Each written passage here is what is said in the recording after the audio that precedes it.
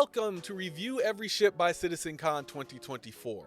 Actually, this is our last Review Every Ship by CitizenCon 2024 video. And then what? I finally rest and watch the sunrise on a grateful universe.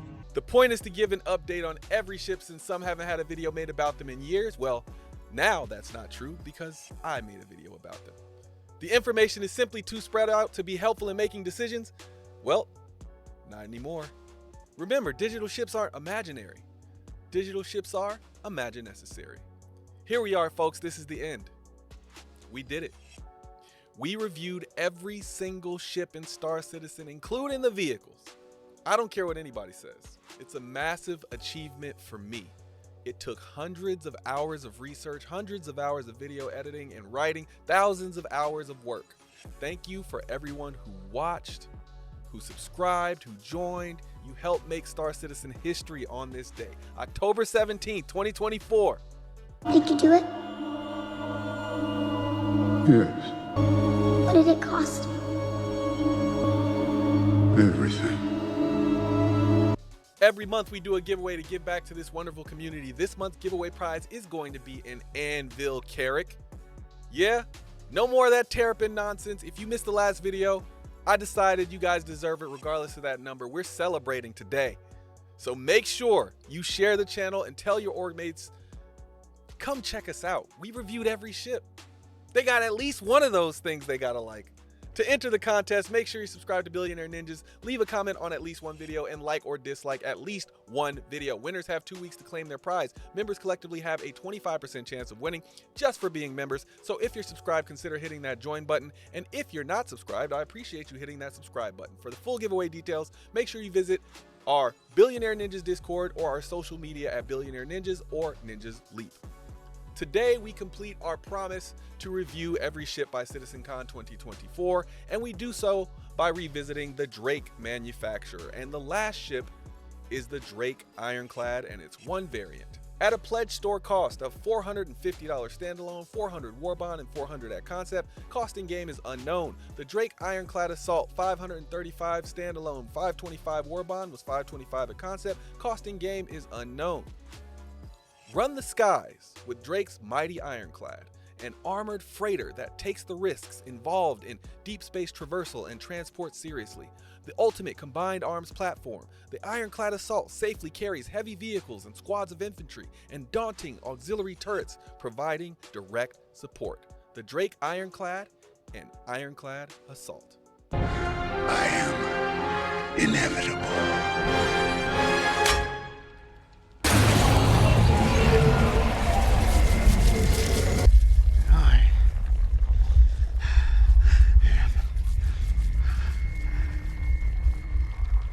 Ironclad.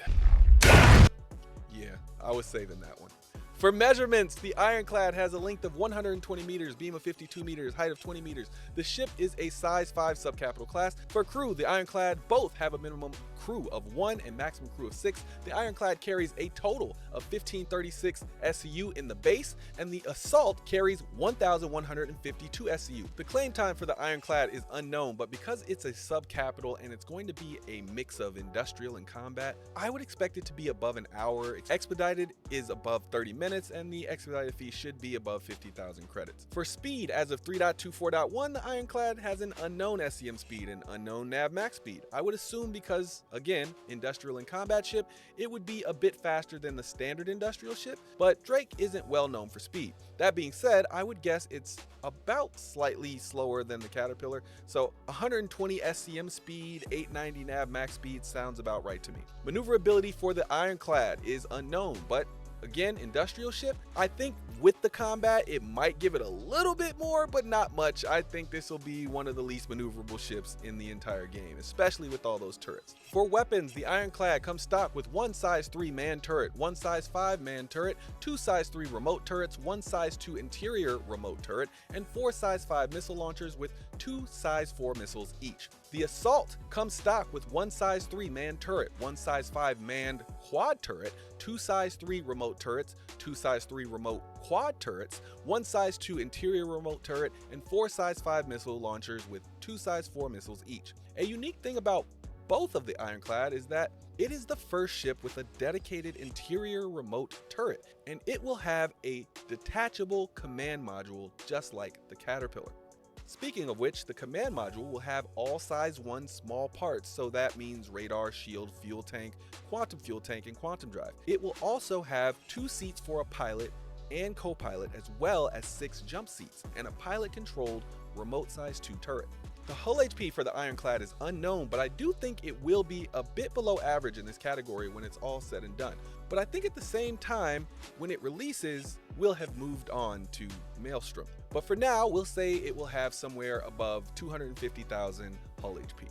The shields on the Ironclad are unknown, but considering the size and role, I'm thinking 4 Barbican shields, which are quadrant type shields. The shield pool should be around 400,000 and regen at about 4,000 HP per second. For ship parts, the Ironclad and Assault have 1 large radar, 3 medium computers, 2 large power plants, 2 large coolers, 4 large shield generators, 3 large fuel intakes, 2 large fuel tanks, a large quantum drive, a large jump module, and 2 large quantum fuel tanks. For hydrogen capacity, as far as in-class range, it should be top 20 in the game. This is very long-range cargo ship. The quantum capability should be interstellar, meaning you can travel anywhere in the system multiple times without refueling, and will also have fuel to make it to your next destination in a neighboring star system. This is the highest standard for long-distance travel. Some special features and amenities. Don't hold your breath for this one. With the massive size of this ship, there are a lot of amenities, but we have to assume because a lot of them have not been necessarily announced or shown in the interior of the ship. I'm assuming a shared bunk area for each member of the crew, a shared area for bathrooms, suit lockers, storage, and weapon lockers, and a habitation area with the kitchen, a dining area, and a recreational area. In addition to all that, the ships will have a full armory, a docking collar, and a detachable command module with a size 2 remote turret, as I mentioned before.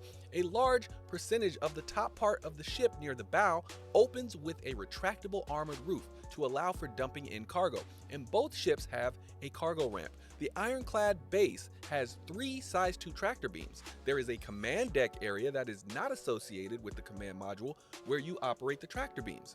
The base also has a secure cargo room with separate cages for important items. The Ironclad Assault gains a redesigned ramp large enough for a Nova tank. It has a rearm and refuel garage, a component fabrication area, and jump seats in both the main garage hall and the upper walk area. Oh, and I almost forgot. Both ships have a dedicated vehicle storage area that does not take up space from the main cargo hold. My preferred loadout for the Ironclad and Ironclad Assault will come later once the ships are made flyable.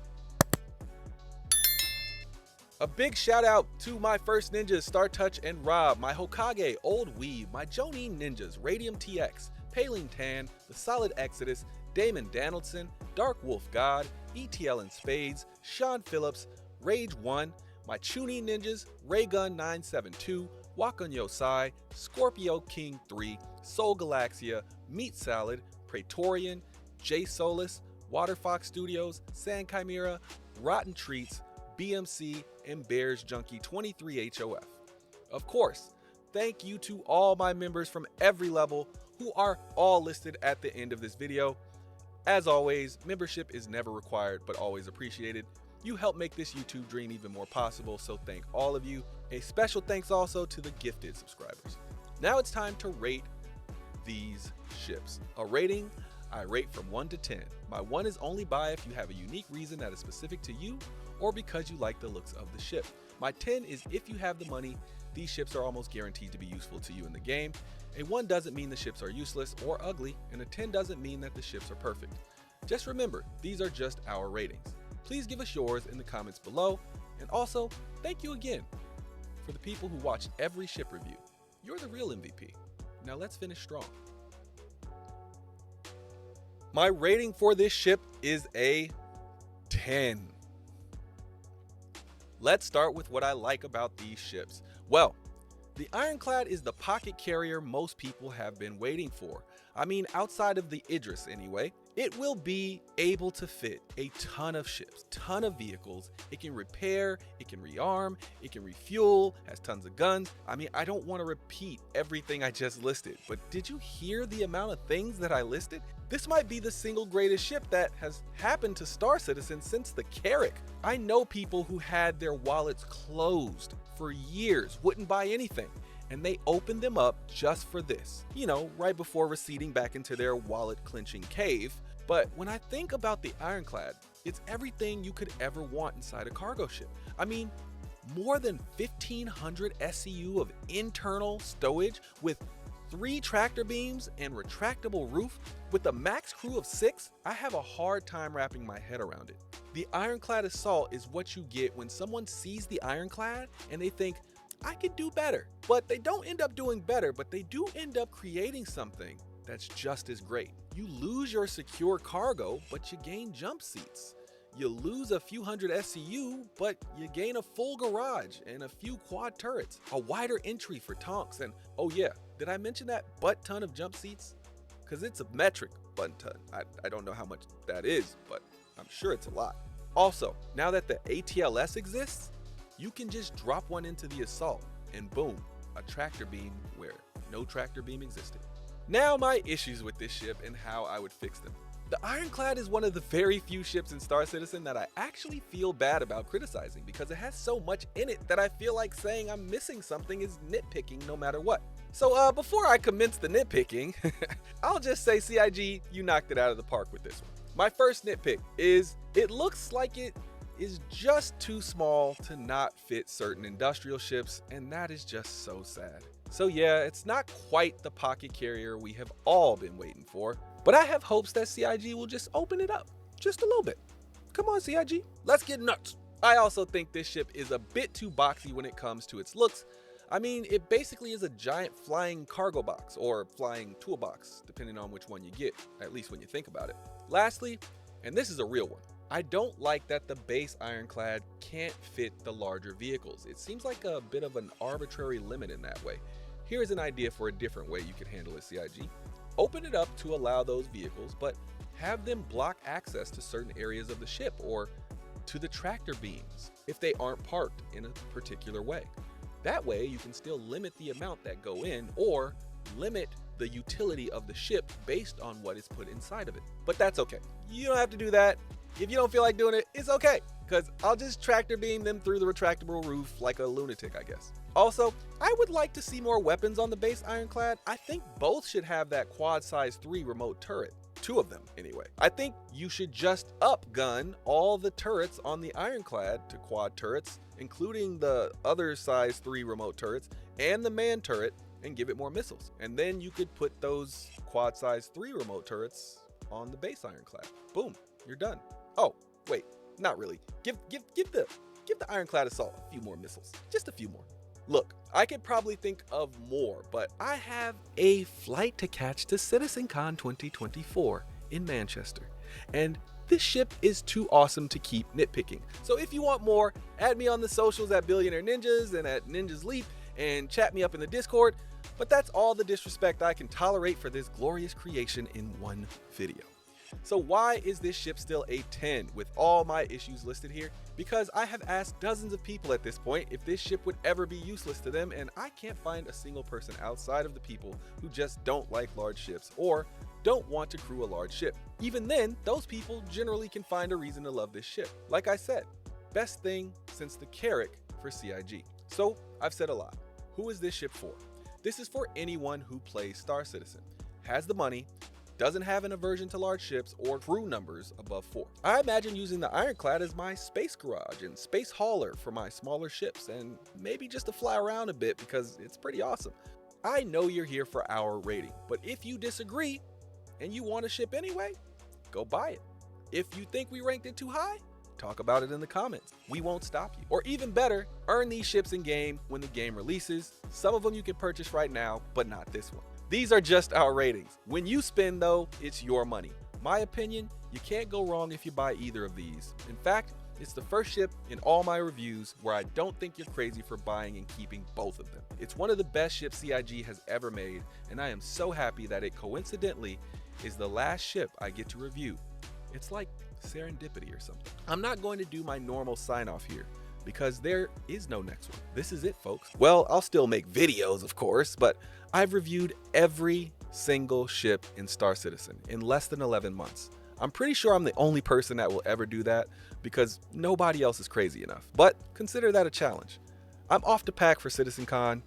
call the Guinness Book of World Records, and to ask CIG for like a plaque or something. Thanks for watching. Thanks for supporting. My name is Billionaire Ninjas. I reviewed every ship in Star Citizen, and now